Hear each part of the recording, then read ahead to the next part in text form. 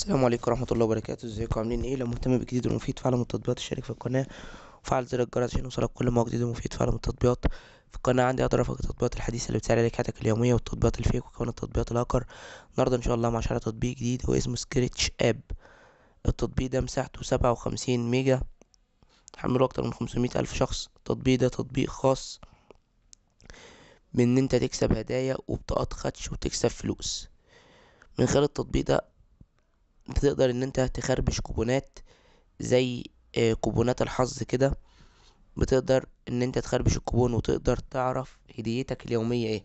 كل يوم ليك حوالي 4 كوبونات ان انت بتخربشهم.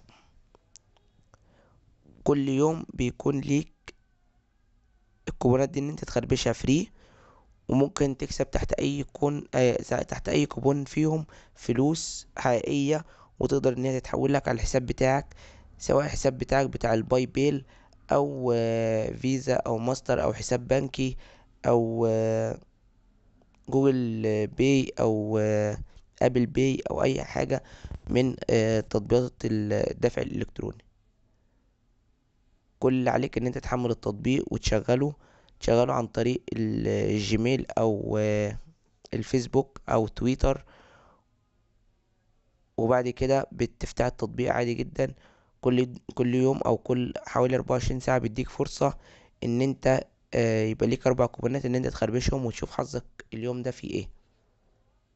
تطبيق كويس، تطبيق سهل، تطبيق بيحقق لك مكسب وانت قاعد في بيتك بدون تعب، بيحقق لك دخل اضافي، بيحقق لك فلوس بدون اي مجهود. ده الغرض من التطبيق وده فايدة التطبيق. مشكلة التطبيق انه بيتضمن اعلانات وبيطلب منك الاشتراك وشراء التطبيق، بالاضافة لان التطبيق بيكون باللغة الانجليزية ومفهوش لغة عربية.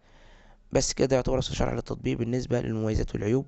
لو عجبك شرح التطبيق ياريت تدوس لايك للفيديو. لو عايز شرح لتطبيق معين ياريت تسيبلي في كومنت.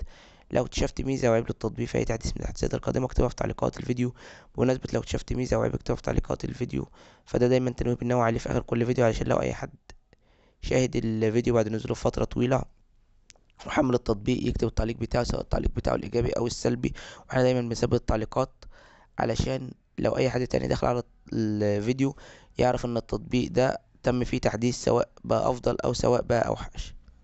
أما لو أنت مش عايز تحمل الفيديو أو شاهدت الفيديو على القناة ولقيته موجود بقاله فترة طويلة، فأنت ممكن تكتب لي في تعليقات أي فيديو تقول لي اشرح لي التطبيق ده مرة كمان، أو تراسلني على الفيس أو على ماسنجر على أكونت باسم مراجع برامج، وانا هنزل لك شرح مبسط ومفصل لاي تطبيق انت عايزه، سواء المميزات والعيوب وازاي التطبيق بيشتغل وازاي تشترك وازاي تلغي الاشتراك وكل حاجة عن التطبيق.